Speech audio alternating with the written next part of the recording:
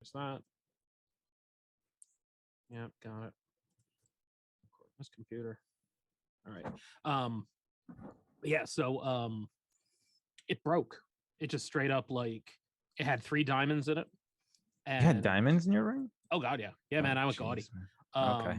And which, with ADD, I was like always fiddling with it. Yeah. So but one day it broke, like cracked right along one of the lines in between the diamonds. And so I brought it to the jeweler that we got it from, and they're like, well, we can replace it for X amount or blah blah blah, which I didn't really want to do. So I literally have I think I bought it for $5, just like a stainless steel this thing. Yeah. And I'm like, nope, that's fine. Like I didn't want to replace the original wedding ring, because I'm like, well, no, because that's the original wedding ring. Whether it's broken or not doesn't really matter. So I can't wear it, but I have it. So it was nice. Sentimental value. Yeah, something like that. Now, I don't actually have it. It's still at the jeweler and has been there for the last 2 years, but they assure me they will not throw it away. Okay. Well, I'll go pick it up at some point. Yeah. I just, mine slipped off my finger at work. I was looking for something in my backpack, and I didn't even realize it until like an hour later. And I was like, oh crap, I lost my wedding ring somewhere. And then when I got home, I was like, wait a minute, I had it like 5 minutes before I went in my bag. I was like, maybe it just came off or something. And luckily I went through it and I found it at the bottom of my bag. So I'll say there you go. The wife wasn't too upset. No, well, there you go. Some good wedding ring talk before the show. Also, if anybody's wondering why my mouth looks weird, it's because I just got Smile Direct aligners in. So I'll probably look like Bubba from Forrest Gump. What is that, like an Invisalign type thing? Yeah. These things. Oh, okay.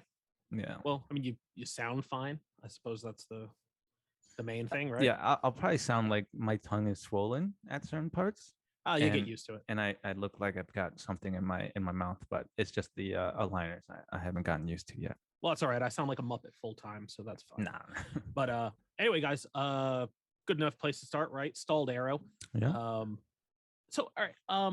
Everybody listening to this has watched the race by now. So let me just ask you this. What do you think of like sprint races, the sprint weekend in general? Like what's your where are you at on those? I could be it's give or take for me. I can even this past weekend was pretty good. We even had a switch or change of lead in the race twice, actually. Once at the start, and then when Verstappen overtook him again. And there was some, I don't think there was, Sainz and Perez moved up a few spots during the sprint race. So yeah, it was pretty exciting. I liked it. I actually paid attention to it. I honestly think the sprint race was probably more interesting than the actual race, give or take a few events in the race. So what's weird about it is like, because I agree with that. The sprint race was interesting, but unfortunately, all the sprint race kind of did was undo all of the weird stuff in time for the race. So by the time that we got to, because for the sprint, like Magnussen was fourth, Sainz was back, where was he, ninth or 10th, wherever he started. Perez was in seventh. Yeah, so and then like by the time that the sprint ended, those guys had kind of climbed back up into their natural spot. Yeah. And so rather than them undoing that through the first stint of the race, it was accomplished before the race even started. Now, of course, it didn't work out great for Carlos Sainz. We'll talk about that in a minute. Yeah. But it almost, I guess to me, it detracts from both the race and qualifying.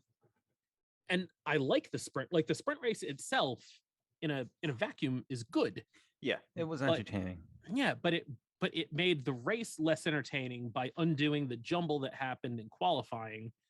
But of course, as Will Buxton pointed out, if the sprint race wasn't happening, qualifying would have been on Saturday, which was the dry weather day for the weekend.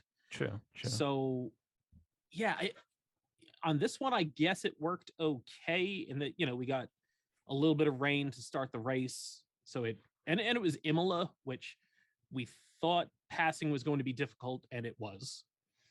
But in the sprint race, I guess it was better because they were on lower fuel and almost everybody was on the softer tires. I don't know. I like the idea of it, and I had a really dumb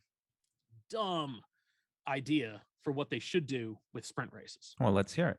Okay, so my really dumb idea for what they should do with sprint races, they should run 20 of them a year. All right. And it's a totally separate championship from the Formula One World Championship. All right. So here's how they do it 20 races. There are 20 drivers in the field. You just cycle through the starting positions. So everybody starts from every position available once during the season. So if you're, say you're Max Verstappen, you're the champion. In the first sprint race, you start on pole. Second sprint race, you start 20th. Then you start second, then 19th, or, whatever random order they want to put it in.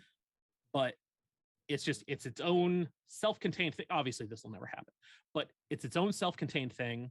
Grids are effectively random, but it's fair because everybody gets the same shot. You'll have Albon and Latifi, and the Aston Martins will be starting on pole and whatnot throughout the season. So yeah, that was the really dumb idea, because somebody had mentioned a sprint championship, and I'm like, well, okay, yeah, let's just make it its own thing entirely. And so that's my really dumb idea about what to do with sprint racing. I mean, I think that'd be cool, but I also think unless F1 increases the cost cap, I don't think the teams will probably go for that. I mean, Nobody will. And yeah. No. Yeah. No, it'll never. I'm sure there's plenty of good reasons why it shouldn't or couldn't happen. That's just my I like the idea of this just okay, yeah, you just have an assigned, and then qualifying would still be qualifying for the race, and then the sprint would just be its own thing. So, that's I think I don't know. In a perfect world where you and I can call those shots, right. I would definitely be. I mean, anything to get more racing and to randomize the starting positions wouldn't be that difficult. Obviously, the first race you just randomize it, and then the next race you take out whatever. It's like you have 20 balls for 20 positions, whatever you have. You just cycle everybody through. Yeah. So you can do that, or you could do, because I don't know, maybe you don't want to just go top of the field, bottom of the field, top of the field, bottom of the field. If you don't want to do that, fine. There's plenty of good ways to come up with a way to cycle everybody through. Yeah. So give me a second. I'm going to take these things out. They're so uncomfortable to talk with. Yeah, there you go. Right. Hang on one second. I'm sure you'll be fine. This break brought to you by Wheat Thins. Wheat Thins. You can't eat them with Invisalign in. Don't even try. They'll get caught in there. It'll be just awful.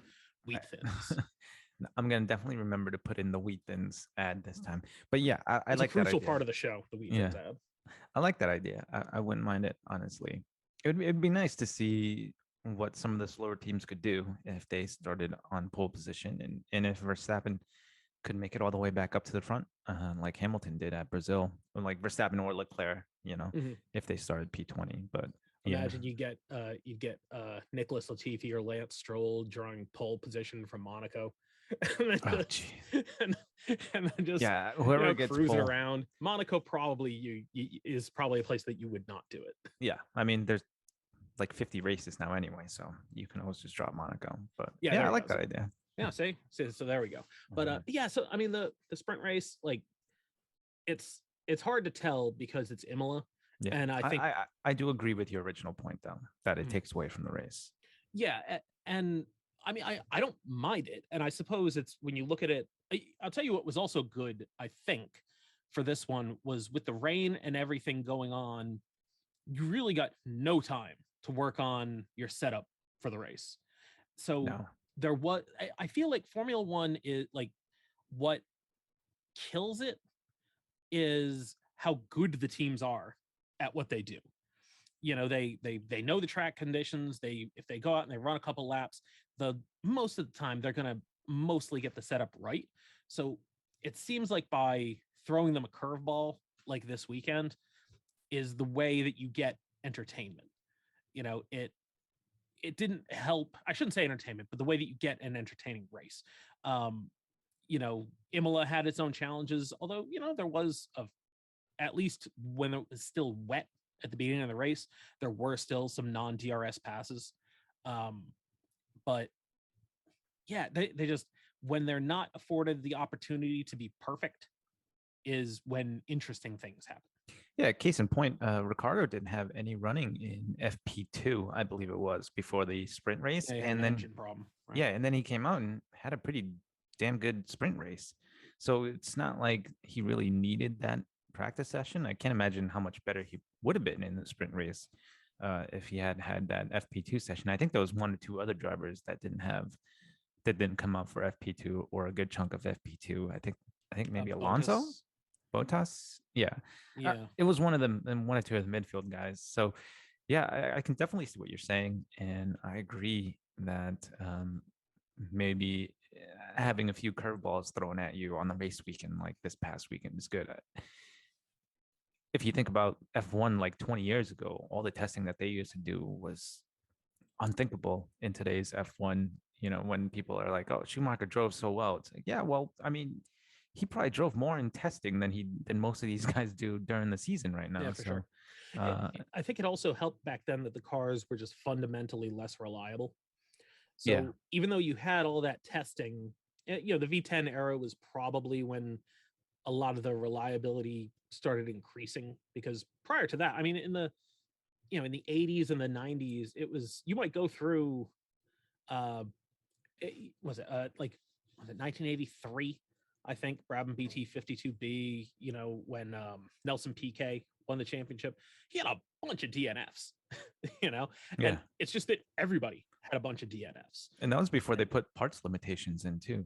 Oh, for sure. Yeah, where Which, you were just, yep, new session, new engine. yeah, which is why you saw such a huge gap in performance between Right. teams like Ferrari and McLaren, and then teams like, You know, the haves and the geez, have-nots. yeah, You know, right, which, you know, it is, you know, for the, I feel like the regulations so far are working, in that the cars seem to be able to follow each other much more closely. the racing, yeah, the racing is a lot closer this year by far, Yeah, certainly. you know, it, you know, you can see Lewis could just hang out behind Pierre Gasly lap after lap after lap. He was in DRS range every single lap, but Yeah, unfortunately for him, Gasly also had DRS to the car ahead of him, and you know, so Lewis wasn't able to do anything with it. I'm surprised that with that Red Bull powertrain engine in there, Gasly still can get in front of that Williams and in front No, of Albon almost half the race.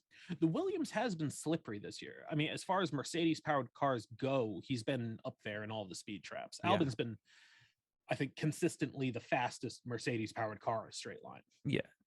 As soon as they enabled DRS, he could close up to Ocon on the straights, but just could not follow him around the rest of the track. So, Right. But anyway, I think we're getting ahead of No, ourselves. yeah, we're getting, Yeah. so I think Which things we'd that, start. yeah. Well, I mean, the things I think that are eventually going to help sprint qualifying, it's, I guess, in the next set of regulations, they're going to try to make the cars a little bit smaller. I think that's the thing that's going to. I think that would help. Yeah. You know, and I was thinking about this earlier today too. They need significantly worse brakes, longer braking zones. That's how you're going to get passing. It's, you know, when you're braking, what, 50 meters before, you know, before the turn. Yeah, before turn one. That's not a lot of time to dive to a guy's inside. Whereas, you know, 75, 100 meters, yeah, you can outbrake a guy. So smaller cars, worse brakes. The Aero changes seem to be working to their intent. Yeah. Or just at the very least, more narrower cars. Cars are just too wide nowadays. Yeah, the length isn't as big of an issue, but yeah, they got to get narrow. Those cars are enormous still. But anyway, so back to this weekend instead of just a hypothetical. Mm-hmm. So the sprint race was good. You know, the sprint race was entertaining, and you know, the qualifying for it was, you know, with mixed weather and whatnot, you got that shakeup that was interesting. That we always like to see. Yeah. Vettel was in the top 10, or was he in? He was either on the top 10 or he was right. I think he made it to top 10. You know, I should. Well, because Mick was 10th, and I think Vettel was right ahead of him. So maybe Vettel was 9th. Yeah. Well, anyway, yeah, he qualified pretty high, and then Sainz, for some reason, decided to push in Q2 when he probably didn't need to. I think he was P2 at the time in qualifying, and then went out and pushed for some reason. I don't know if it's a Ferrari strategy issue or if it's Sainz, because I know Sainz hasn't had a good couple of weekends, but it hasn't all like totally been all his fault either. So I don't know if Ferrari told him to push for a second lap, but that They wasn't did needed. actually. They Oh, played they that on the did. radio. Yeah. Oh, Um, because I uh, believe at the time weren't they were expecting rain, and so he was. I mean, he was safe. You oh know, yeah, at the he time was it was number two. Ferrari and then everybody Yeah, else. I think it was Verstappen, Sainz, Perez, and then Leclerc. That was one, two, three, and four at the time, and the track was only getting wetter at that point. Mhm. Um, Yeah, I think so. Yeah, because he brought out the red flag that eventually ended Q2 because the rain Right. started. So yeah, I don't really understand that call to make him push for a second lap. You're P2. These other cars are clearly slower. You know, if Perez can't beat him and even Leclerc can't beat him in the same car after the first lap, I don't think the Alpha Tower or not the Alpha Towers, the Alfa Romeos or the Aston Martins are going to beat him. You know, I don't think there's going to be 13 other drivers that can post a faster No, time. no, he was safe. I'm sure Ferrari had what they think to be their reasons, but yeah, they played that radio call where they told him to push for, or maybe I don't know, maybe it was a tire warm up thing. I don't, Yeah, but yeah, but he was safe. You know, yeah, Ferrari was by at far. that time was well ahead of everybody else, so it was just it was odd, and I think Signs afterwards said he wasn't, you know, he didn't think that it was him overdriving the car. He didn't think he was pushing all that hard when it happened. No, I think right at that point, it was starting to drizzle a little bit because the more heavier rain came later on, a few minutes later on into the red flag. So I think by that point, it had already started sprinkling at least in a couple of corners. So I don't really, like I said, I don't really know what Ferrari were thinking there. I mean, I guess he made it into Q3 by default, which Right. is good. You know, he was never going to make it any higher than P10 or P9 because somebody else. What, did he qualify P9? Uh, No, was no, he not? he did qualify P10. I'm sorry. Yeah, Vettel was 9. So yeah, Right. he was in P10, and it's a shame because you obviously saw the pace that he had in the sprint race, made it all the way back up to P4. Mhm. So yeah, quite unfortunate for him after coming off of the contract signing that extended his stay at Ferrari until 2024 too. On top of that, Yeah, a little bit of unfortunate timing for him on that, and especially mm, in a season that so far he hasn't been matching Charles Leclerc, mm, and he's been unlucky. You know, in the race, he was certainly unlucky. Um, but yeah, he's made some mistakes that really should not be making. Of course, you know, the same I'm sure we'll say for Charles Leclerc, you know, yeah. when we when we when we get to him in a couple of minutes. But Mm, yeah, just certainly just a weekend that Carlos Sainz is, I'm sure, fine with just forgetting. yeah, I think so too. I mean, ultimately, I don't think it was his fault in the race. But again, No, for sure we'll not. yeah, we'll get to that. But yeah, some Um, surprises in Q3. Alonso qualifying P5, Magnussen all the way up to P4. mhm. And then the McLaren's qualifying well too, P3, P6, and then Vettel in P9, which I'm sure he probably wouldn't have been there had it not been for that red flag in Q2, but still pretty good result. Mhm. Fortunate for Aston Martin that that red flag came out when it did. Yeah, it was it's it's unfortunate that we had, you know, we had those incidents, not that you want to have incidents necessarily, but you got those incidents to make qualifying interesting. Mm-hmm. But then in the race where you really could have used one, you never really got anything. No, Um, no, you know, the you know, qualifying ended up being great. The sprint qualifying was, you know, was interesting, but in the way that, you know, if sprint qualifying hadn't happened, just the interesting things that would have happened in the sprint would have happened in the race instead. yeah. So I mean, that's what I'm saying. It was just, yeah, it seems like in this one, it's just we just kind of moved the entertainment a day forward. Mm-hmm. What um, what were your initial thoughts of the Mercedes pace in qualifying? Uh, their qualifying pace hasn't been good, so I didn't think that they would be necessary. Well, I guess after practice, it seemed likely that they would be that bad. That car Yeah. seems to be real difficult to set up. So I think on a weekend like this, it seems like when they show up, they're able to kind of band-aid the car to make it, you know, if it's not actually working, they're at least able to usually make it the third fastest car on the As grid. competitive as they can with the car. Yeah, and so the lack of practice probably hurt Mercedes more than anybody. Mm. In qualifying, yeah, I it seemed like in the wet weather that car really seemed to be absolutely nowhere. Yeah, Just neither driver really really looked bad. like they could tackle that car. It looked like the No, car was really controlling the drivers more than the drivers controlling the car. it, Hamilton yeah, just barely squeaking through into Q2 by, I think, four and that thousandths of a even second. then that was only because Ocon went out. Yeah, and Because then the Alpha Ocon had the Tauris transmission problem. Yeah, and the Alpha exactly. Yeah, Tauris didn't go out for their last laps either. yeah. So I mean, on merit, Hamilton was, and I mean, I'd Probably say it should would have be, been. Yeah, yeah, he it should probably have should been have been out in kicked out in Q3, but Q3. Yeah. yeah, just that I'm not surprised. That car seems to be difficult to set up. It seems to be difficult to drive. It looks extremely uncomfortable to race. Yeah. It just all in all, it just seems to be, at least for Lewis at the moment, it seems to be a very unpleasant experience with that car. Yeah, I have a question about those two, but I'll save it for after we talk about the race. There we go. Yeah, Let's go to the race then, because yeah, the Max ran away with it.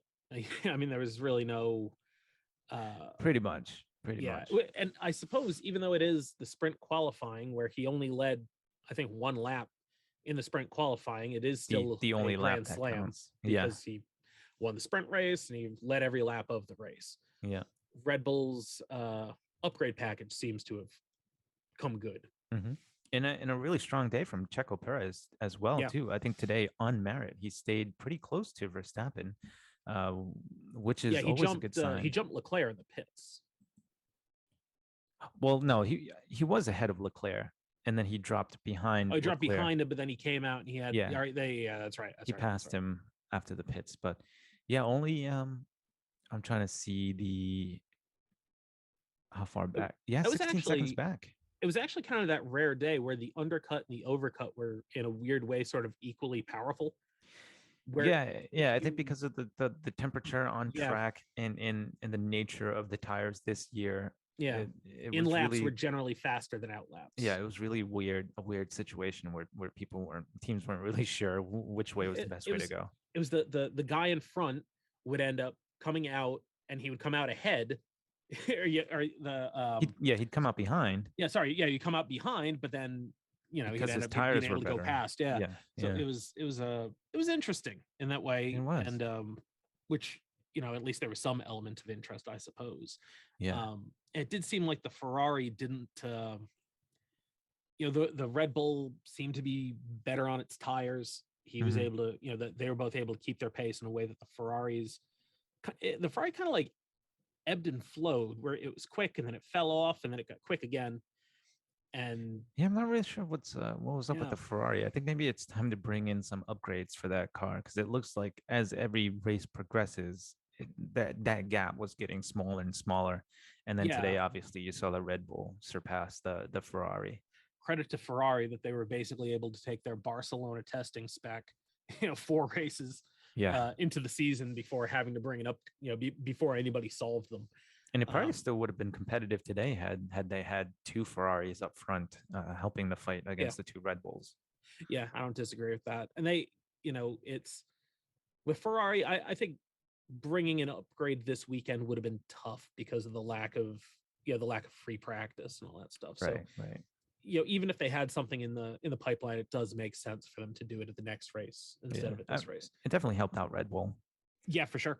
And I'll tell you who else helped out Red Bull was Charles Leclerc. And oh boy, yeah. After the 3rd race, people were, is Max's, is he running out of time to defend his championship? Which is a ridiculous thing to say 3 races into the season, but the Ferrari looked very strong. And Charles Leclerc did Max a solid and made let's call it an unforced error. Yeah, and the sad thing is this isn't out of nature for Charles Leclerc. He No, he causes a lot of these unforced errors quite a lot.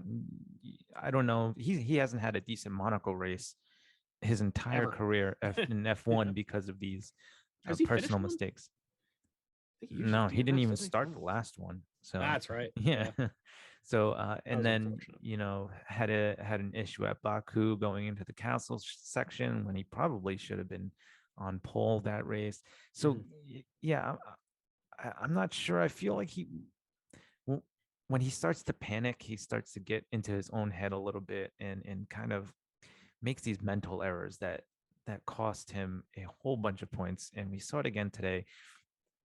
I don't know how much Ferrari strategy played into it. I think they probably wanted him to push for that fastest lap, but the track is still a little bit damp. He's going to be It's pushing getting us. better as you go. So I Yeah, mean, he's going to be pushing hard, but in pushing hard, he's probably going to push that car out onto not so dry parts of the track. Uh, and was that point really worth all the points that they lost from the positions that he lost? I think what did he finish? P6. yeah, because he passed Magnussen for eighth, and I think he picked up two more spots after that, Yeah. right? So he lost 7 points, possibly 7 points, just to try and get that one fastest lap point. I don't really think it was worth it, especially since the Red Bulls pitted right after him anyway. And they obviously seem to have the pace on him all day long. I don't If I was in the Ferrari pit wall, I probably would have been like, nah, just stay where you are, finish this race out. That 1 point isn't worth it. You're already up by 40 points at this moment. But then again, like I said last week, that's why I'm sitting at home talking to 20 people Right. Yeah. and not on the pit wall. So I mean, that's just from my perspective. I don't think that one fastest lap point was really worth it, and obviously Yeah. it wasn't. In retrospect, I'm sure they would agree. Yeah. Yeah. Leclerc has that little bit of he will occasionally fumble one. Mm-hmm. Now he's still he's young, and it's not even like you know Max had a lot of that and I mean look, Max uh at Jeddah qualifying at the end of last season, just Yeah. Yeah. he was like almost 4 tenths up. It's you didn't need to go that hard through the last turn. Yeah. But yeah, I don't know if it's something that as he gets comfortable leading a championship, because I mean that is a new, it's a new situation Right. Yeah. I don't for think he's ever Leclerc to be the been in that championship leader, to situation. be the the guy that people that everybody is targeting. Yeah. So yeah, it's more pressure. Same with Signs. It's they for a while they've been the guys that everybody was saying, oh, if you can get these guys in a winning car, this is the best driver pairing on the grid. Yeah. Well, now you have those two guys in a winning car, and yeah, it seems to be the case that they do seem to be the guys that we thought that they were. Mm-hmm. Just Ferrari just needs them to to score the available points, Yeah. instead of fumbling the way that they did at times this weekend. Yeah, I guess lucky for Leclerc, he was so far ahead in the drivers' championship, but it's Right. still early days. Yeah. I don't know if that was worth it, but I guess we can talk about his teammate next. I know his teammate didn't finish up next, but Yeah. we might So as well get on to yeah. him while we're So talking what about was your Ferrari. what did you think about the first lap incident with Signs and Ricardo? It depends. It depends on what angle you're looking at it from. I think Signs definitely gave him enough room. Oh, for sure. Yeah. Yeah, I agree with that. I'd say because it was so early on in the race and everybody was so close together, I think I'm okay with them calling it a racing incident, but I'd still probably do like a 60-40 or a 70-30. Ricardo probably shouldn't have been pushing so hard into that corner. Mm-hmm. And it was him. Ultimately, you have to control your car. You can't Right. blame understeer, like better. It You can was, understeer from yeah. pushing too hard into a corner. He probably should have known better. But like I said, early on, track was still kind of damp. It's lap one. Everybody's jostling for position. They're right next to each other. I'm okay with the racing incident call, but it still sucks that Sainz ended up wasting his or losing his entire day from that incident. So I would say if you're saying if you want to assign any fault, I would have to say 100% on Daniel Ricciardo. Yeah. Because Sainz was a bystander. And if anything, it looked like uh Ricciardo was not expecting Sainz to give him as much room as he did. Yeah. Because yeah, there was room there. Daniel didn't have to take as much of the curb as he did. So again, I'm fine with it not being penalized because that's generally my feeling on these things. Yeah. Is like I don't want to see I think I've been fairly consistent about this. I think if you get say halfway up a guy's inside, your front tire is ahead of his rear tire, I think you've earned room. Mm-hmm. I hate this that the rule is you have to be ahead to earn the inside. If not, Lance Stroll can just turn in on you and he's technically correct. Yeah. As we said so much in the last episode. And Sainz, to his credit, gave Ricciardo that room to do that. Mm-hmm. And Ricciardo, I don't know if it was the curb. I don't know if it was wheel spin after that he had to catch that made him understeer. I guess so. My question, I was thinking about this when I was out picking up groceries after. I was thinking a little bit about this. What should, in your opinion, be penalized? Because should every mistake that a driver makes be penalized? Because these guys are not perfect. Yeah. And so to me, I'm like, I want to see penalties for like irresponsible things. Right. When you just totally misjudge it and you lock up and you shoot off and you take a guy out, yeah, that should be penalized. I look at Daniel Ricciardo with Carlos Sainz on this one, and I'm just like, how can you penalize that? He cut across. I understand that it was an error, but I'm like, but it's racing. I don't want to see that kind of stuff penalized. I think there's a lot of people that disagree because on Twitter there's a lot of people that do think it was a penalty, that it was pretty clearly a penalty, which I'm like, I don't think it's that clear. It seemed so, I don't know, so close though. Like, I think weaving on a straight, that's a penalty. That's you. I don't know. There's a rule, you don't weave on the straight, and that's you blatantly disregarding the rule and saying, well, I don't want this guy behind me catching my slipstream, so I'm just going to weave like an idiot here so that they can't get an advantage on me. But I also want to be a bit more lenient on lap one at the beginning because, like I said, everybody's so bunched up together. Everybody's jostling for a position. It was still wet out there. Like I said, I didn't see a whole bunch of replays. From what I did see, it looked like it was mostly Ricciardo. Like it looked. No, it was absolutely Ricciardo. Okay, Sainz was, if anything, Sainz gave him more than enough room. Okay. So I watched the replay. I watched Bottas's replay because he was right behind him. Yeah. Initially, on Ricciardo on his radio said that he thought that he got hit, and that's what put him into Sainz, which was not true. Okay. He got hit afterwards. I saw that. Yeah. After the contact happened, Valtteri got to the back of him. Okay, that's what I saw too. But that wasn't, that didn't cause why. That wasn't why he hit Carlos Sainz. Mm-hmm.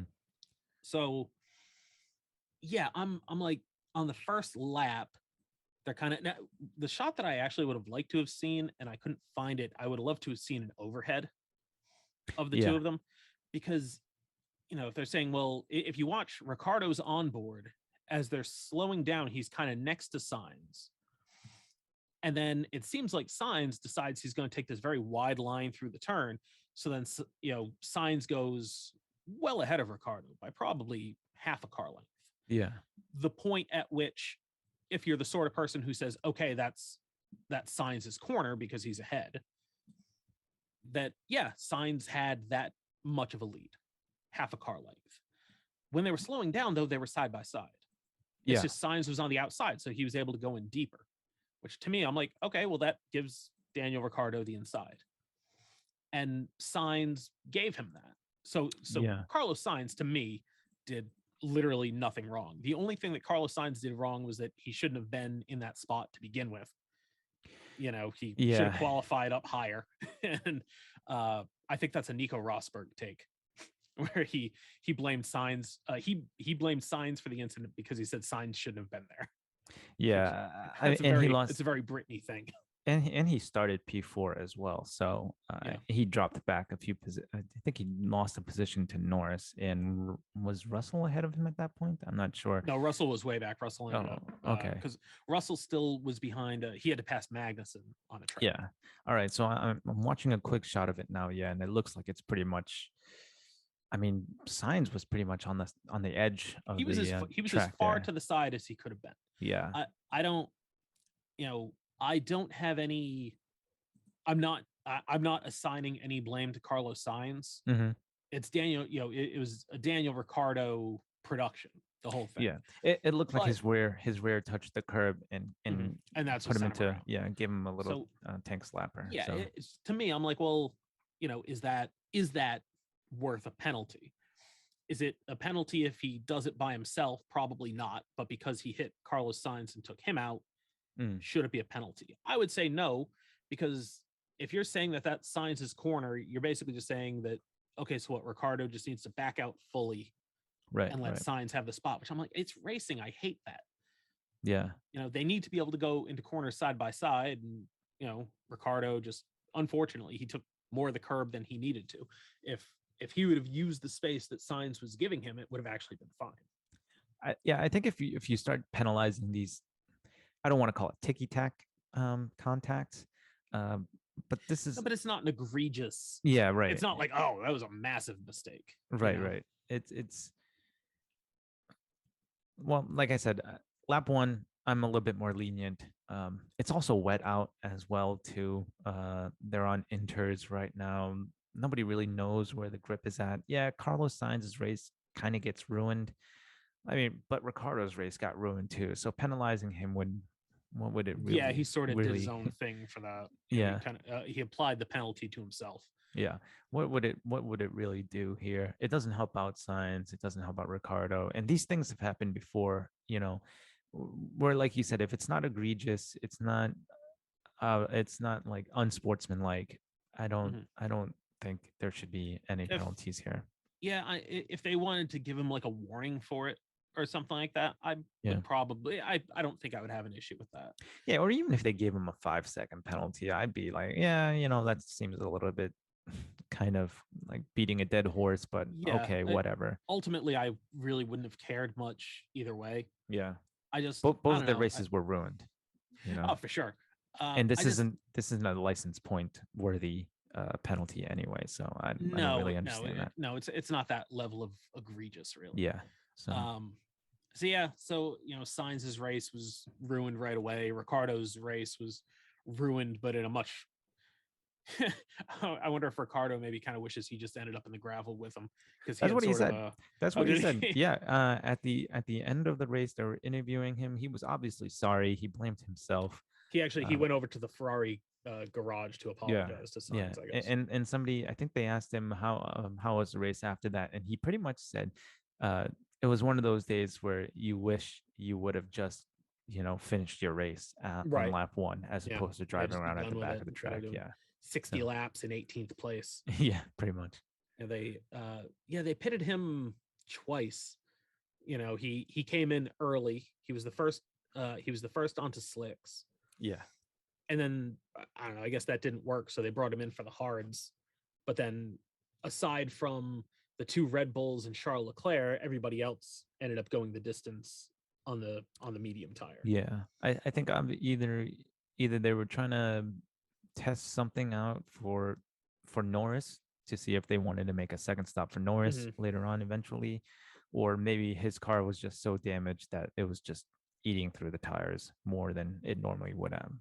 But yeah, I mean, he was at the back of the grid anyway, so I don't think anything they really would have done would have helped probably would have been better off just shutting it down for the day and saving the engine wear on Yeah, that car. save that, save some fuel, you Yeah, know. Yeah, so sticking with Ferrari yeah. on Leclerc, so he spun, he hit the wall. Hmm. Um what did you think of them, because Ferrari basically brought him into the pits immediately, which dropped him way down the order, where if he had a little bit of front end damage, he probably still wasn't going to get passed by anybody. I didn't see how much damage he had. Was it I mean, just an enough that end they plate? changed the wing, but like Yeah. I don't know, maybe it's a, because I mean, like, I think of last year. I think of Hamilton running into the back of Max and then driving around with missing quite a lot of his front wing. Yeah. And and the wings are much simpler this year, which would say to me that they're doing less. Yeah. But I mean, like they could have left him out for another lap to take a look at it and see if they thought he was going to lose more positions. I Maybe thought that was a weird call bringing him in. maybe they also just wanted to make sure that the tires were okay as well. I'm thinking because I'm looking at the car right now as it's rolling into the pit.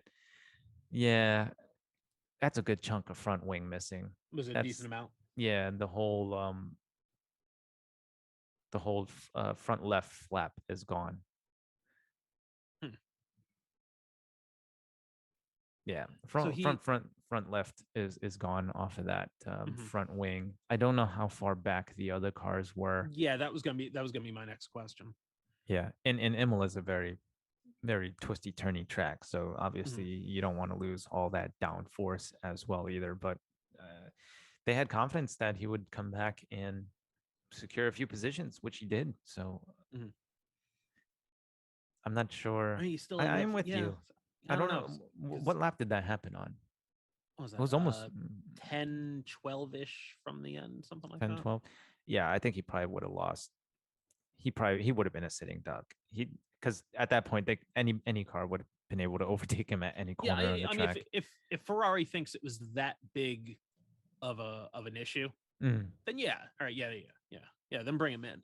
Um, yeah, I don't know. I would like to know that, I suppose. yeah, So but yeah, then, all right. So unfortunately, uh, Kevin Magnussen fell a couple spots during the race, which honestly was probably the Haas's kind of natural position in that race, was probably that 8, 9, 10, 11 spot, mm, somewhere in that ballpark. I think Kevin flattered the car in qualifying. He also had a little bit of luck, got into the track as it was drying, and then the red flag, and so he ended up P4, which was great. Um, yeah, then just sort of couldn't really hold anybody off. Had a nice battle with George Russell. That was a lot of fun. yeah, It's just, I mean, look, it's nice to it for me. It's it's it is. I enjoy how disappointed I am that Haas only finished ninth today. You know, it's after last season, and I mean even after the last time that Magnussen was in the car in 2020, with the season they had that year and last year, to be disappointed by a Haas finishing ninth, in a weird kind of way, feels good. yeah. He's. I'm not sure what happened to Schumacher. Did you see what happened with Oh no, Schumacher? yeah. So right on the first lap, with the signs and Okay, yeah, Ricardo that's what I incident, thought. he kind of half spun and almost got into the gravel and just dropped to the back. Okay, all So right, yeah, yeah, and he then he he would pretty have. much Yeah, just couldn't do anything after pretty much, that yeah. point. It was Okay, everybody kind of got caught in that DRS less DRS train. yeah, yeah. You know, But yeah, back to Magnussen. I am impressed at how well he is handling that car this year on such short notice. I know he did have preseason testing, um, but obviously no simulator work or anything like that. Had worked with the team for over a year at that right. point. For him to come back into this car that he knew nothing about until that preseason testing, and then perform this well over Mick.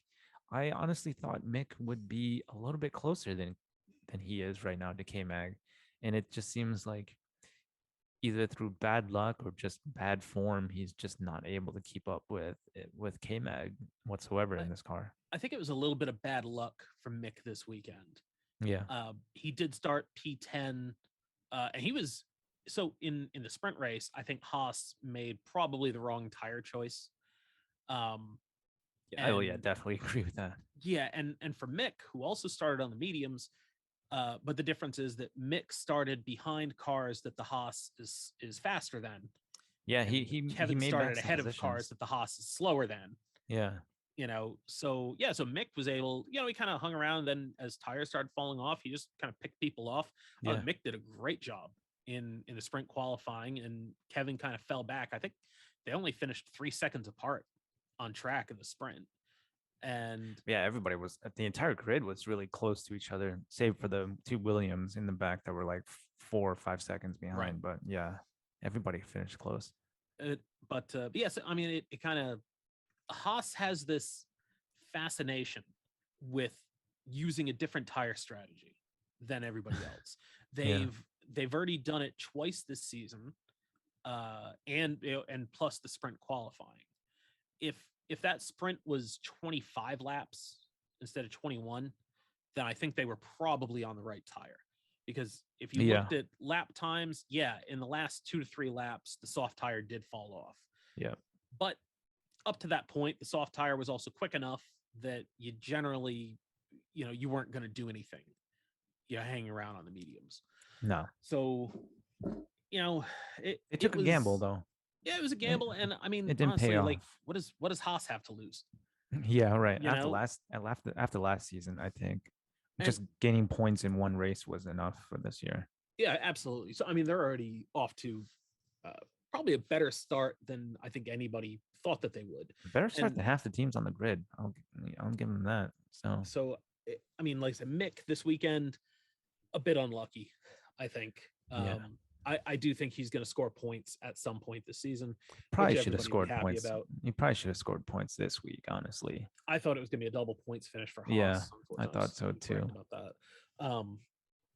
Speaking of odd strategies, I think Mercedes might need to. I think they're going to need to change the way that they're thinking of race strategy when it comes to specifically to Lewis Hamilton. Yeah, In that, I think they're still thinking that they're racing Red yeah, Bull and Ferrari, right. which they clearly aren't. But anyway, They're sorry to cut no, in front of you. they're still doing strategy as if they, as if they're the team to beat. Right, And like they still so, have a chance to win the race. so when Ricardo came in, went on to the slick tire, and they asked Hamilton if he wanted to, and Hamilton said it was too early. And I think you can do conservative when you're, you know, Mercedes for the last 8 seasons. Yeah, Um, they're not that right now. I think Hamilton was nowhere, nothing to lose. He's in 11th place. right. What's the difference between 11th and 14th? Literally nothing.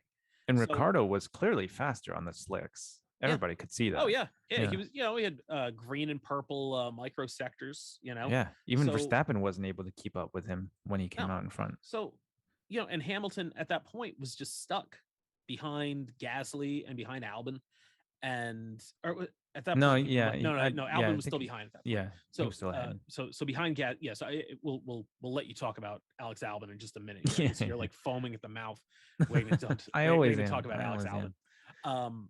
So yeah, he was just stuck, and so if you come in for slicks and you still come out behind Pierre Gasly, well, you're still behind Pierre Gasly.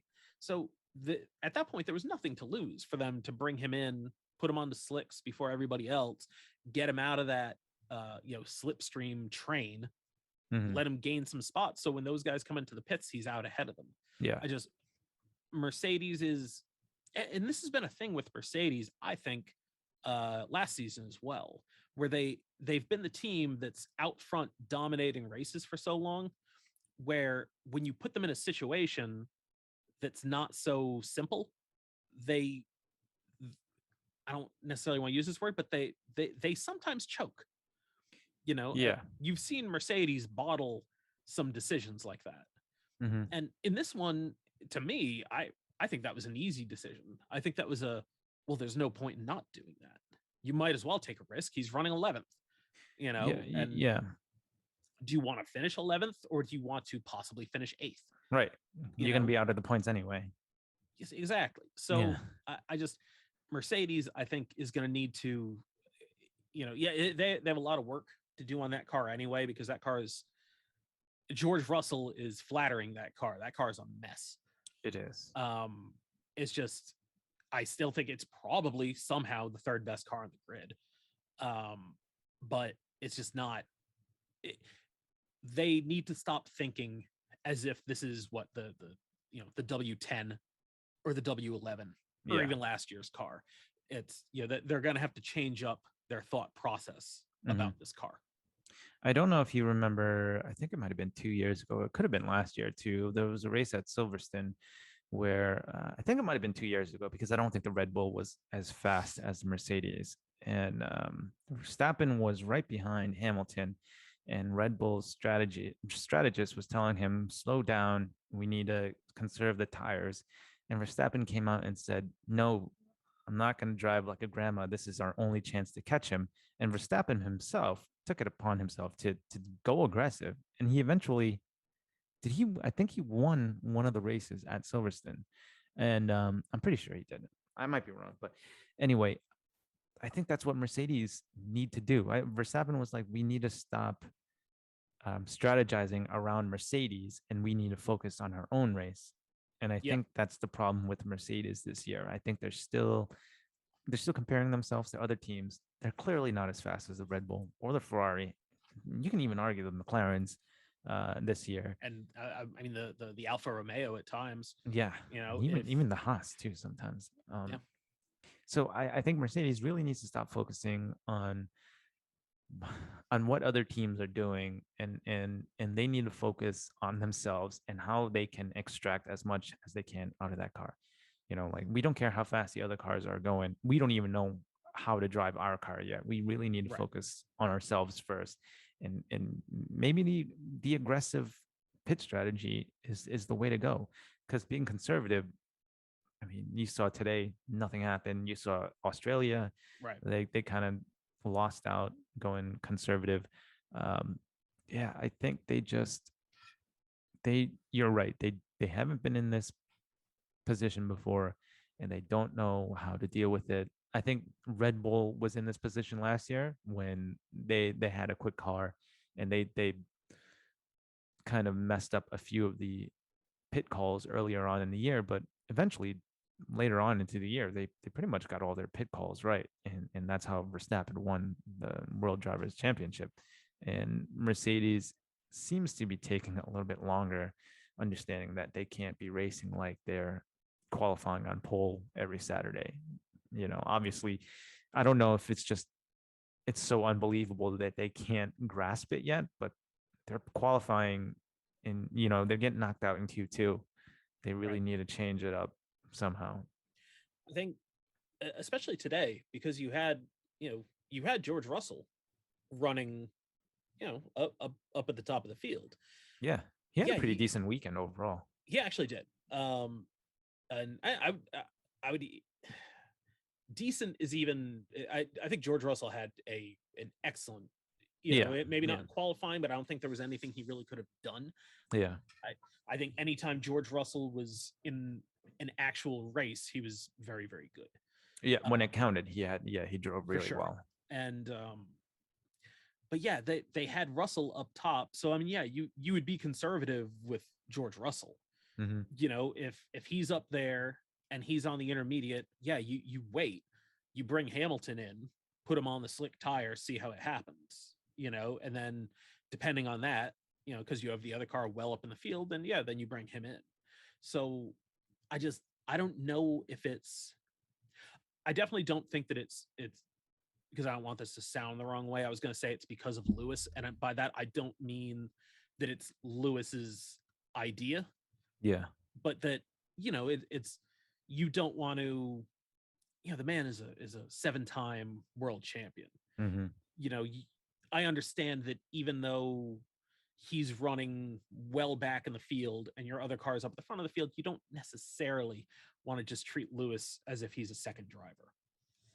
You know, No. it's not like if it was Red Bull, you know, the same thing where Max is up front and Checo's way back in the field. Red Bull absolutely brings Checo in, Yeah. you know, and you let Checo try something else and you see how it works for Max.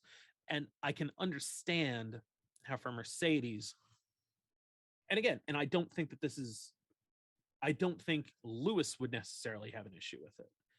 But I think for Mercedes, it would feel very odd to ask Lewis to try something to give information to George Russell. You know, Yeah. again, Lewis, by all accounts and whatnot, is a team guy. I've never heard him complain about anything with this, so I don't think that would be coming from Lewis. But I just think for Mercedes, I think that's a difficult thing for them to ask Lewis to do. Yeah, I think even over the weekend, Russell came out with a statement saying Lewis is the leader of this team. So Right. I don't think there's any hostilities or tension going on. No, they seem to get along. I mean, you know, the point standings would not agree with that at the moment. But I yeah, don't think Russell. I don't think they're best friends. Obviously, just I'm sure. from the age I mean, gap. they're teammates. I'm sure they get along Yeah. fine, but they're also in very different places in their careers. With Yeah. Lewis being what's Lewis 37, 38. I think so. Yeah, mid to late 30s by now. You know, George is a very young guy. Where he, you know, George can come in and he can say, "Yeah, it's Lewis's team. I'm the second driver. I'm here to help." Yeah. And he could say that for the next 3 and 4 years, because you know when Lewis does eventually retire, it becomes George Russell's He knows. team. Yeah. And Russell, I think so far the season has shown that he is the guy that Mercedes has thought that he is. Yeah. He's been he's the only guy to finish in the top 5 in every race so far this season. I have no facts to base this on anything. That's good. We love that on the show. I'm wondering if it's just Lewis is in some sort, like he has some sort of mental block right now. Because if you think about it, he has been in a championship winning car bar 2021 and just barely for almost close to a decade now. He's used to driving in the best car. Even on their worst days, that car was still 20 seconds faster than any car on the track. On the other hand, you have a guy like George Russell. He's been used to bad cars. Who on their best days at Williams were like 30 seconds slower than every other car. And I wonder if maybe just their mindset coming into this year, where George sees this Mercedes and all of its shortcomings and pitfalls, and he's still like, hey, it's still quicker than the Williams. Right. And he's coming in with a positive attitude, and it's kind of manifesting in decent to good performances on the weekend. Whereas somebody like Lewis, even though he is a champion, he has all that skill that he has, coming in after almost a decade of dominating in this, and he sees all the shortcomings in the car and he thinks, I don't think I can make this work. And I wonder if that's just getting into his head a little bit, whereas George is more optimistic about this substandard car that they're in. You know, again, I have no facts to base this on, but I have to assume there must be some of it at play. Lewis had just spoken this week about, I think they asked him if this was like the worst car that he's had in his career, and he maintains that the 2009 McLaren was worse. Oh, so that was the worst car that he's ever had. He hasn't driven for McLaren in over a decade. No, so that would be the thing to say. Yeah. And so I had actually I tweeted something about that today, which is basically this exactly, where, you know, I'm like, well, Lewis says this is the worst car I've had since 2009, and George Russell says this is the best Formula One car I've ever had in my entire career. Yeah, right. So I do think there is something to that, where, you know, just for where this car is, it has moved them both in different directions. Yeah. You know, it's for Lewis. Yeah, that's got to be difficult. You know, he's a 7-time world champion. He's been around since 2007, I think was his first season. Yeah, 06 or 07, one of those years. You know, he's been around. He's generally had very good cars throughout his career. Not all of them have been great. Like I said, that '09 Mercedes, some of the the first car that he drove for Mercedes, for Mercedes was Yeah, in the not turbo competitive. hybrid era. Yeah, He's generally had the best car. yeah. So for him, yeah, it probably is a little bit more of a difficult thing to wrap your head around. Mm-hmm. And for George Russell, well, yeah, I'm coming from the car that was the worst on the grid, and now I'm generally at the other end of the grid. Right. So, I'm sure it's less distressing for George Russell than it is for Lewis. Yeah. I Plus, don't he's think, young. He's at the beginning of his career yeah, as and well. he has to figure Mercedes will figure the car out within the next 3 years, and does Lewis want to drive for 3 more years? I Right. don't know.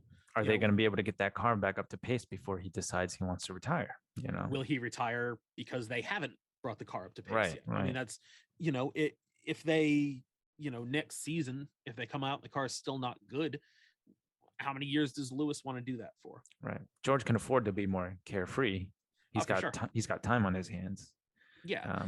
But And and for that matter, I mean, George Russell has, he could always go to another team.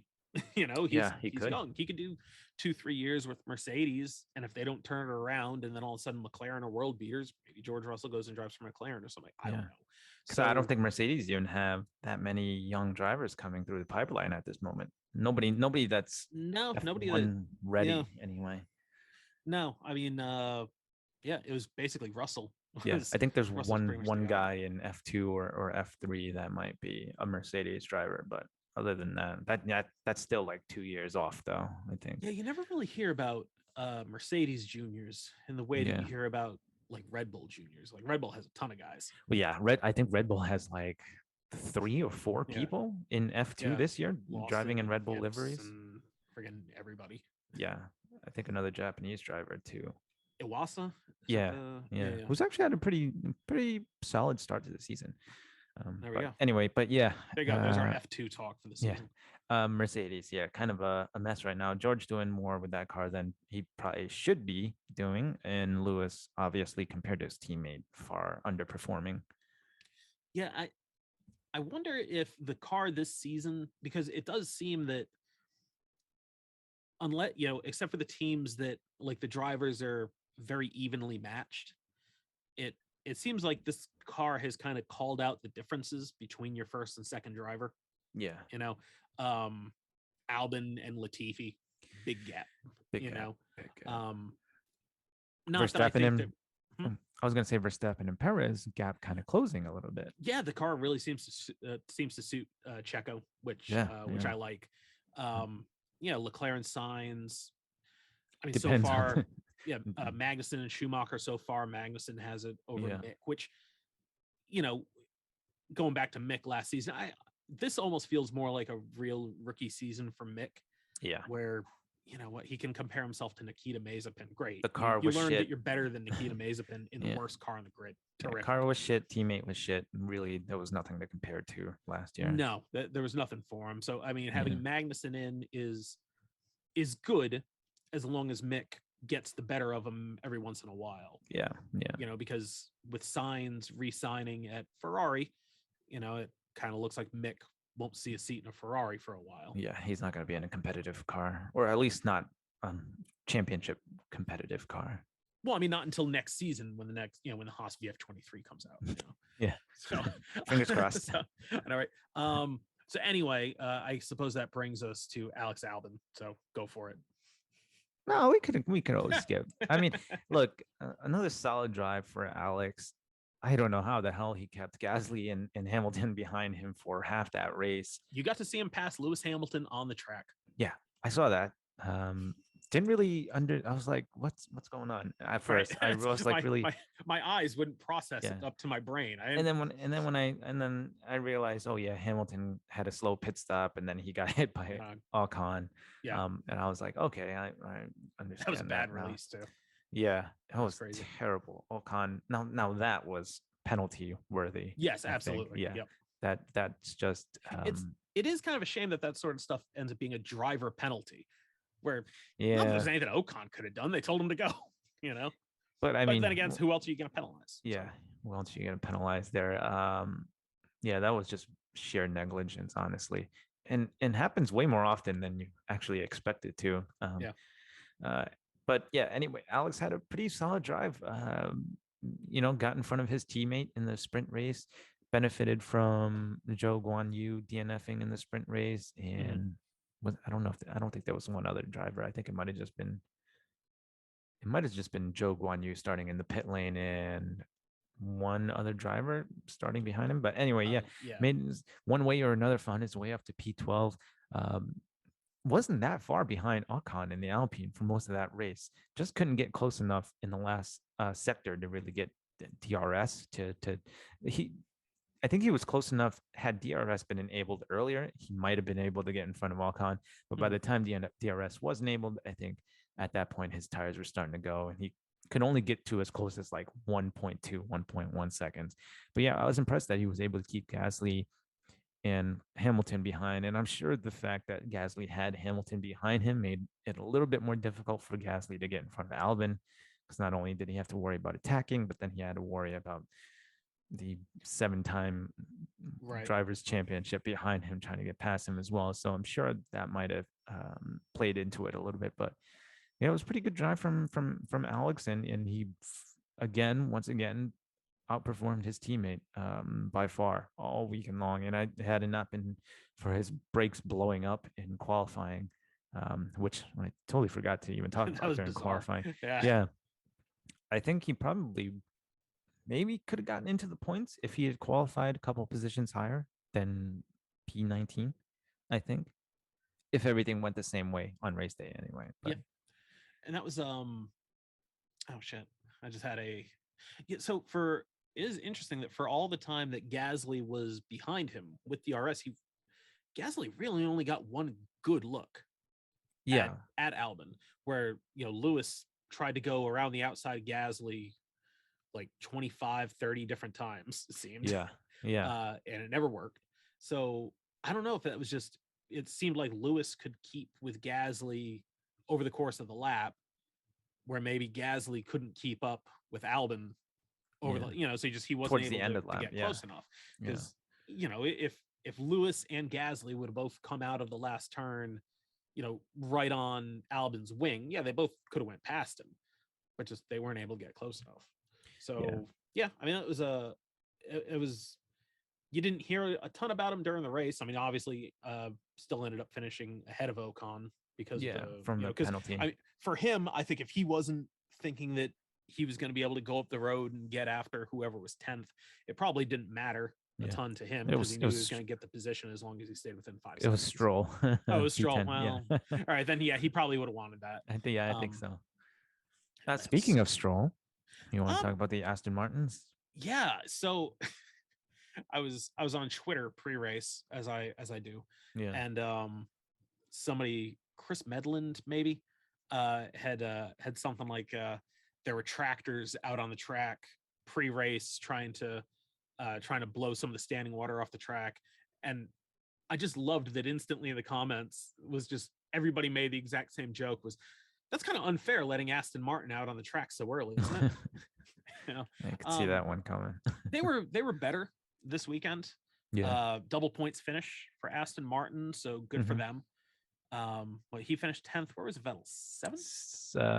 Vettel, I think he might have been eighth because he Yeah, finished right because behind Tsunoda. yeah, because Yeah, eighth. Yeah. because Magnussen was 9th, and then Yep. because Sonoda got past him and then was able to get past Vettel. Hmm. That's right. Okay, yeah. But yeah, so good. So what were we, 5 races into the season, and every team has scored points. So I mean that's pretty decent. Yeah. Is this five? That's the fourth race. Fourth Oh, is race? it the 4th race? I could certainly be wrong. I think it's. I think it's the fourth because it's only Okay, 4th. Vettel's fourth. It's only Vettel's second race because Australia was his first, right? Okay, yeah, the sprint race is fucking me up. Okay. All right, so 4 races and everybody has scored points, Right.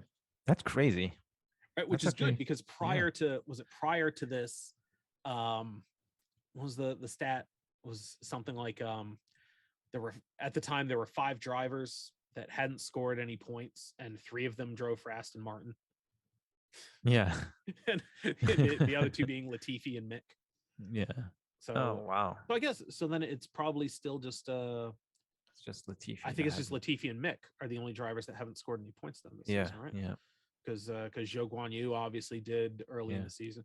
Oh, Hulkenberg, I guess, if you still want to count him. Yeah. I mean, that's fair. Yeah. Zhou Guan Yu had a pretty good weekend. I actually thought. I mean, he was tremendously unlucky. Yes. But he was. I don't know. It's just I like him. I'm a fan. He had a good. Seems to have translated really well to F1. I think he qualified P4.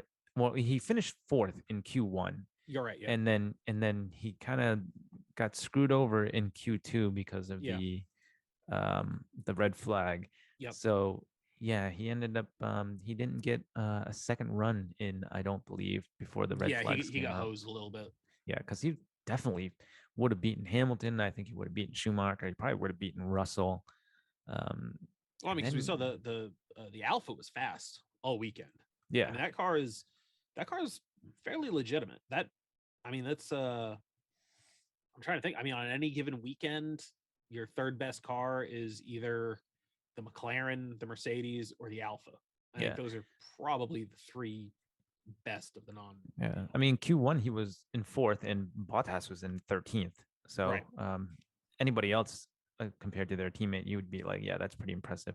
So yeah, a bit unlucky. He hasn't been lucky at all since Bahrain. Saudi Arabia, he had those penalties that obviously weren't his fault. They were the team's fault for not telling him or not policing him.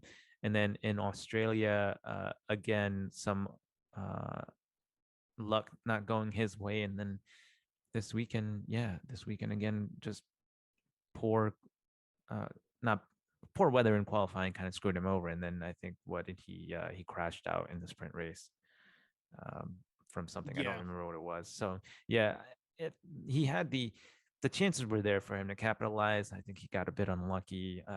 Again, he's still a rookie, but I think he showed pretty good pace when he could all weekend. So. Yeah, he definitely seems like a guy who belongs in the seat that he has. Yeah. He's been I think he's probably been better than most people have expected him to be. I think so. Yeah, because most people just assumed he'd be a Latifi copycat. Yeah, I mean, he's a pay driver. I mean, so what, with decent F2 results, I guess. It helps that he's in that Alfa Romeo. Yeah, that car ain't bad this season. Yeah. I don't know. Anybody else from the race stand out to you? Yuki finishing P7. Yeah, Tsunoda, great weekend. Yeah. Because he was even in the sprint race. He started 16th and finished the sprint race like 11th. Yeah. And then worked his way up from 11th up to 7th. Right. Yeah. So yeah, very, very good weekend for Yuki Tsunoda, which you love to see. Yeah, I think this is probably his first race this year where you actually could look at his race and say, yeah, he really earned that position, those points, because he drove really, really well all weekend. And Gasly was stuck behind Albon the entire time. So yeah, I don't know what that. Yuki was out there passing fast. Yuki was passing faster cars than the ones that Gasly was stuck behind. Yeah, I think he probably could have. I think he could have stayed in front of Leclerc if he fought a little bit harder, but Leclerc is arguably the second best car. Ultimately, you're probably not going to spend too much energy fighting that. Yeah, Vettel was really close behind too, so you probably didn't want to waste time battling. Better off just letting him go. I did think one of the I'm trying to think of the word that I'm looking for. One of the probably more uncomfortable moments of the race for anybody had to have been when Hamilton was shown a blue flag to let Max Verstappen through. Yeah, I can't imagine that the mood was particularly high in car 44 at that point. Yeah, or in the Mercedes pit wall. Though I'm sure Verstappen probably had a bit of a grin as he passed the Mercedes. I think he probably at this point, with Mercedes being nowhere, I think, God, what was the I guess they asked him about that after the race and basically got the said that like, well, Mercedes is slow, so it's Yeah. like, what do you want? Yeah. Oh, did you see that Ross Brawn quote? No, I didn't. Because Russell, after the sprint race, I guess had called the race processional, and Okay. Ross Brawn had said, I'm trying to think of the exact quote. He said, I think George or anybody that's in one of the teams at the back of the grid is probably not the opinions that we want to listen to. Oof. Which I was like, my God, that was Ross like, Braun said that?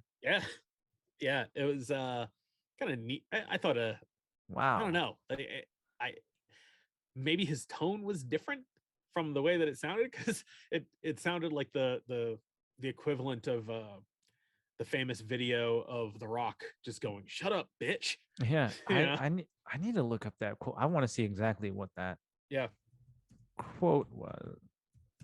yeah. So Ross Brawn, back of the grid. Processional. Yeah. Yeah. You find it. Okay. I'm gonna read it I word didn't for change it word. much. Yeah. It's yeah. Um. I was just thinking about the Mercedes and their fans reading Ross Brawn saying that, and just like, you can't even say anything back to them.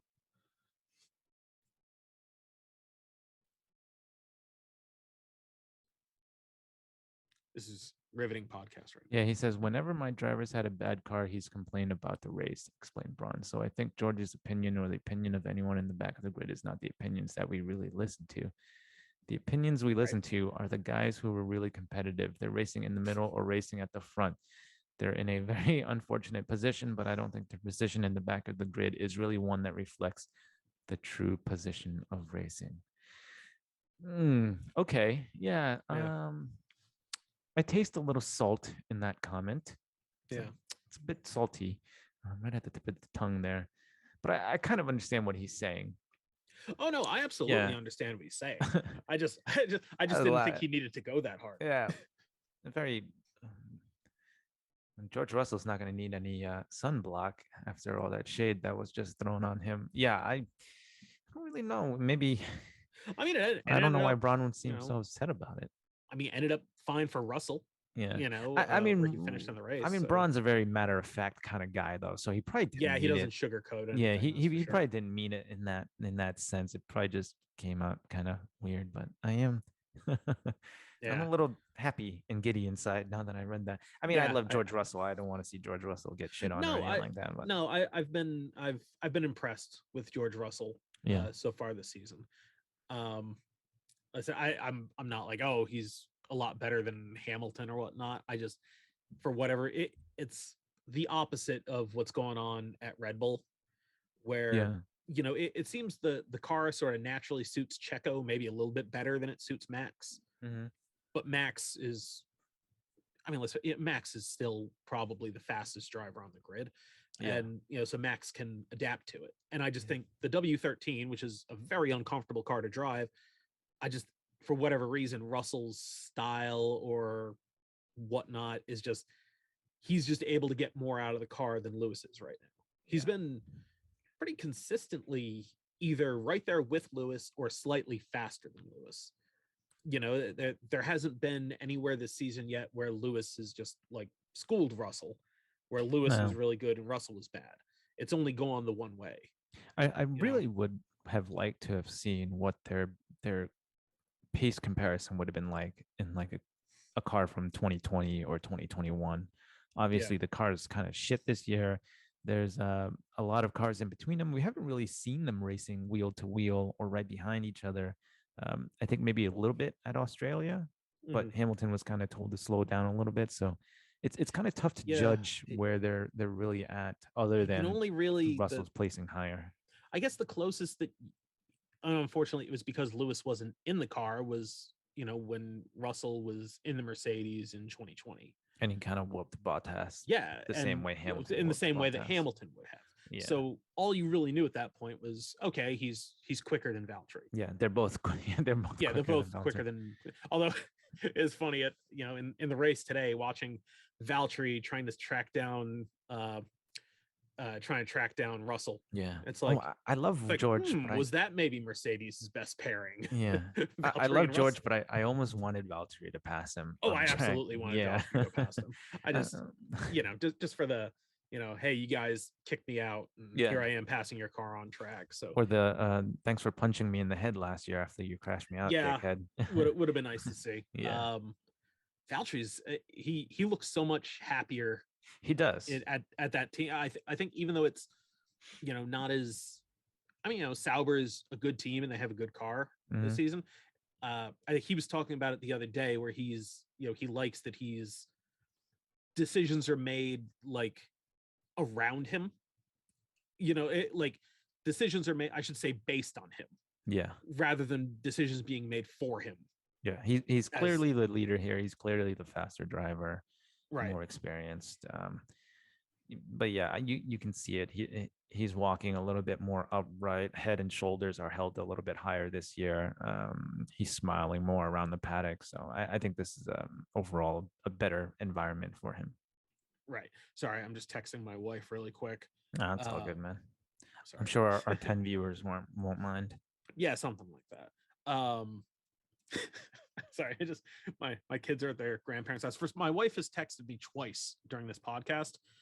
First was apparently when we were talking about Daniel Ricciardo and Carlos Sainz. My wife, by the way, is a big Daniel Ricciardo fan, and she said, "quote Keep my boy Danny's name out of your mouth." No, sorry, Oh, out your mouth. is she gonna smack you when you get home? Apparently, yeah. No, I'm not looking forward to ending this Oh, podcast. okay. And then I said, the boys are on their way home from my parents' house, to which she just replied, "Lame." Yeah. So, All right. Well, I yeah. guess that's our cue to wrap it No, up no. here. Well, in a minute. Yeah. Let's just who is your top winner and your Top top winner. loser from the race this weekend? Top winner, Red Bull. Because it looked it looked like it might have been a little bit close in qualifying. The weather kind of threw things off, so we weren't really sure of the pace that they had. But the way that Verstappen came back and won that sprint race, the way that Checo pretty much came back and took all those positions in the sprint race, and then eventually won P2 on race pace and merit. And then Red Bull just dominated the entire race, not a single mistake. Both drivers drove really, really well, and they deserved P1 and P2, their podium positions this week. Losers, I mean, who else but Ferrari? They had the opportunity to, at the very least, come in and go home with a P3 and a P4. At the very least, I think Leclerc probably still had a shot to win the race early on, and Sainz might have had an opportunity to podium, but at least one of those Ferraris should have been on the podium today. And out of bad luck, Sainz got his race ruined in lap one, and Leclerc, I don't know what Ferrari were thinking, and then Leclerc making the mistakes that ultimately cost him points that you see him do every once in a while. I think Ferrari is the clear loser today. For winner, I'm gonna go with George Russell. Okay. Just from practice to the sprint race, it looked like Mercedes was just going to have an absolutely hopeless, useless, pointless, literally, weekend. Mm-hmm. Russell got a absolutely ridiculous mega start. He was up to, where was he? I guess he would have been. I'm trying to think. He would have been in the top 10, 6, 7, somewhere in that spot by the end of the first. I think it was sixth because Magnussen would have been fifth after the incident with Leclerc and Ricciardo. Yeah. And so he got into the top 6 on the start, and then just kept it up all day. Went past, he passed Magnussen before DRS was active. Impressive. Yeah. So one of the few non-DRS passes of the day. Mm-hmm. I mean, I'm not gonna say he maximized that car because it seemed like he went beyond what that car had to offer today. I think that was better than anything that Mercedes could have reasonably expected for George Russell to do. Oh yeah, definitely. In that car. And I, as a well, yeah. So I'll go Russell for a winner. for a loser, Carlos Sainz. Nah, it's tough to do because he was unlucky, but yeah, it doesn't necessarily have to be. It was the entire weekend.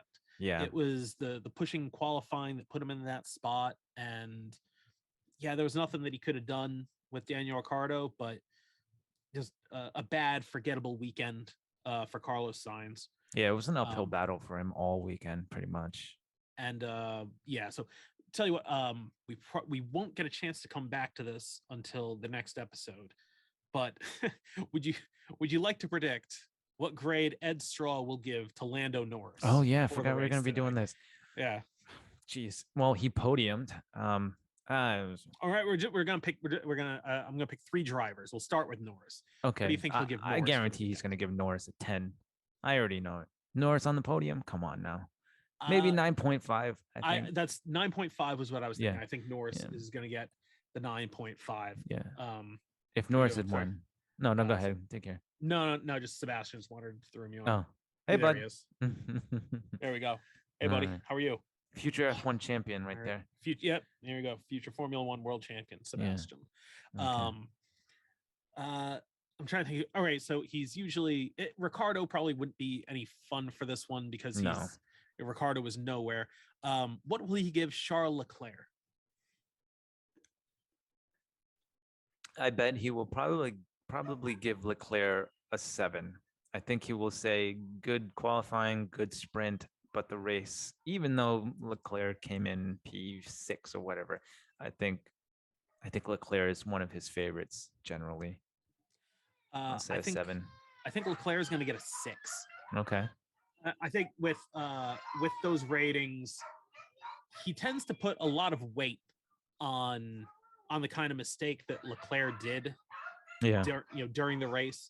So I think that's going to be about a 6. And then what grade will he give Yuki Tsunoda? Yuki.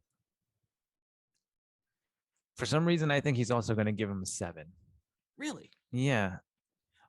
I think he has no choice but to give Tsunoda an 8 this week. You think so?